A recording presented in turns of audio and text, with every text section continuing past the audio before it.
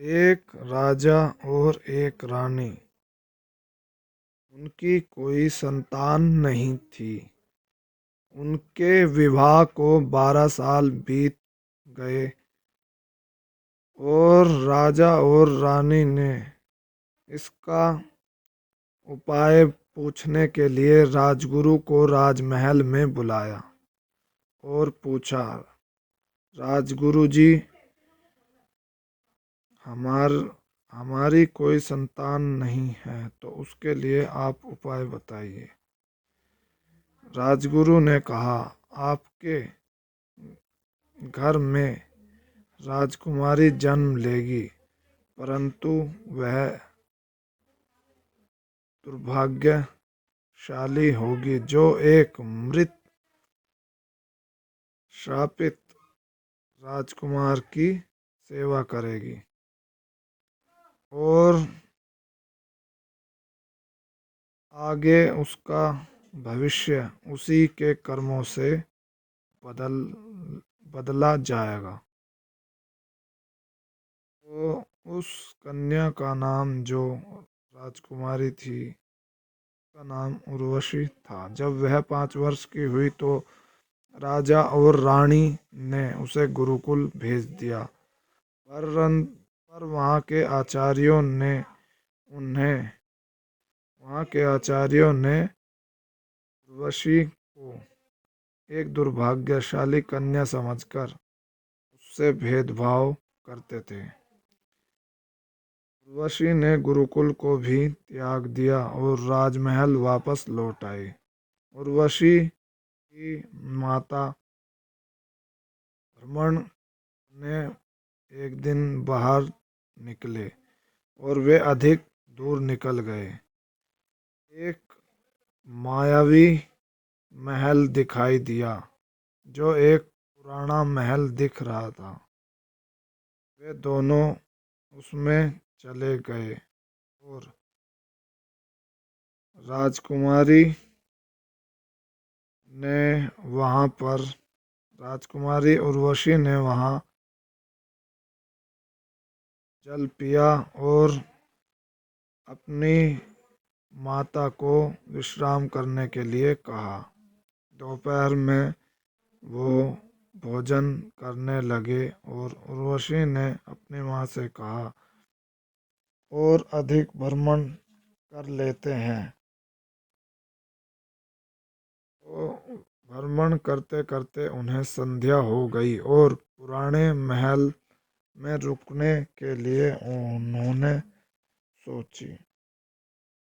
वहाँ के मुख्य द्वार में एक प्रांगण था, जहाँ पर वे विश्राम कर रहे थे। राजकुमारी उर्वशी की माँ ने प्रांगण के भीतर एक कक्ष देखा, जिसके द्वार पर ताला लगा हुआ था। उन्होंने वो ताला तोड़ने की कोशिश, पर राजकुमारी की माँ उसे नहीं तोड़ पाई। राजकुमारी उर्वशी ने द्वार को स्पर्श किया और ताड़ा और द्वार खुल गया। जैसे ही वह वह राजकुमारी प्रवेश करने लगी, राजकुमारी उर्वशी के प्रवेश करते ही वह द्वार बंद हो गए और यह देखकर राजकुमारी घबरा गई और उसकी माँ भी घबरा गई। राजकुमारी उर्वशी ने कोशिश की द्वारों को खोलने की, पर वे द्वार नहीं खुले और राजकुमारी उर्वशी की माँ ने भी कोशिश की, पर द्वार नहीं खुले। राजकुमारी विलाप कर कर के थक गई और महारानी भी विलाप कर कर के थक गई और महारानी अपने महल में गई सैनिकों को बुलाने। राजकुमारी उर्वशी ने राजकुमारी ने सोचा, भीतर की ओर जाकर देखती हूँ। तो भीतर एक और द्वार था। वहां पर 7 द्वार थे। जैसे जैसे राजकुमारी उर्वशी उन द्वारों को स्पर्श करती गई, वैसे वैसे द्वार खुलते चले गए। 7वें द्वार के खुलते ही वहां पर उसे वस्त्र, भोजन, सभी सब कुछ उपलब्ध हुआ।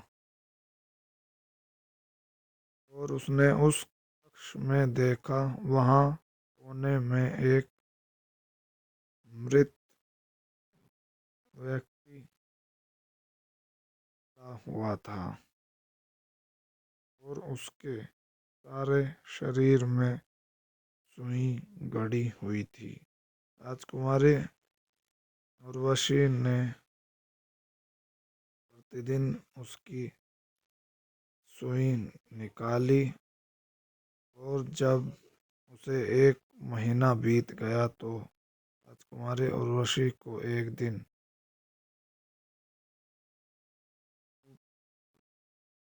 दिन राजकुमारी उर्वशी को ऊपर से एक रोशनी दिखाई दी। तो उसने एक इंसान मिला और वहां पर जो सोने की एक ईंट पड़ी हुई थी। राजकुमारी ने उसे देखकर कहा कि कोई सेविका मिल सकती है। तो उन्होंने कहा, हाँ, आपको सेविका मिल जाएगी। तो उस जहाँ से रोशनी आ रही थी वहाँ से एक रोशनदान बना हुआ था और उसने सेविका को कुछ मुद्राएं दी और सेविका अपने काम पर लग गई। राजकुमारी उसकी राजकुमारी मृत व्यक्ति की सुई निकालकर थक गई और आराम करने लगी। और राजकुमारी ने सेविका को कहा कि मैं नहाने जा रही हूँ और तुम इनकी वो सुई निकाल देना। सेविका ने कहा, ठीक है। जैसे ही सेविका ने वो 2 सुई निकाली तो वह मृत व्यक्ति जीवित हो गया। और सेविका ने पूछा, आप कौन हो? तो उस व्यक्ति ने अपने आप को राजकुमार ने बताया। और सेविका ने कहा कि मैंने आपकी सारे शरीर की सुई निकाली है। तो राजकुमार ने कहा कि तुम अब महारानी बनोगी। राजकुमारी स्नानागार से आई और जब सेविका ने उसको देखा तो राजकुमार निकम्ब ने पूछा, ये कौन है? तो सेविका ने कहा, ये सेविका है। राजकुमारी उर्वशी ने राजकुमार निकम्ब को सच बताना चाहा, पर राजकुमार निकम्ब ने राजकुमारी उर्वशी की एक नहीं सुनी।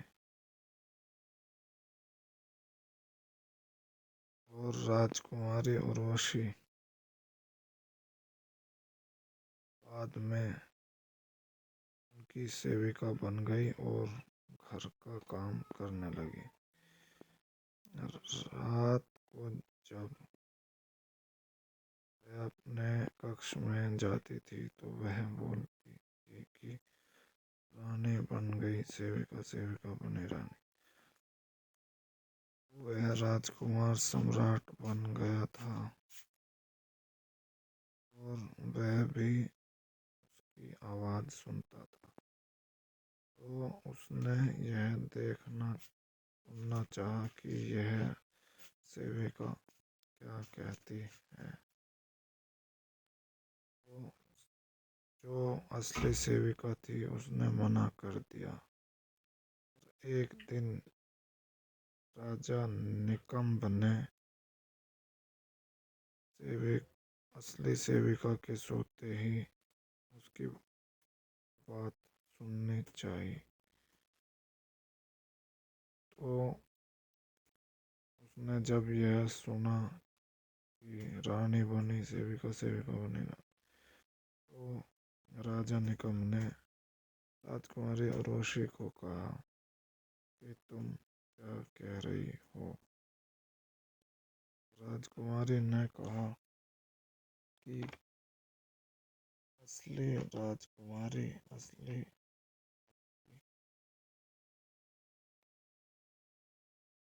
सेवा करने वाली राजकुमारी उर्वशी मैं हूँ। तो महाराज ने कहा कि महारानी आप सच बता दो, नहीं तो मुझे कढ़ाई का प्रयोग करना होगा। तो असली सेविका ने राजा निकम्ब को सारी सच्चाई बताई और उसने कहा ये ही राजकुमारी उर्वशी है। और राजा निकम्ब ने उस असली सेविका को सजा दी। उस राजमहल से उसे बाहर निकाल दिया और राजा निकम्ब और महारानी उर्वशी सुख से रहने लगे।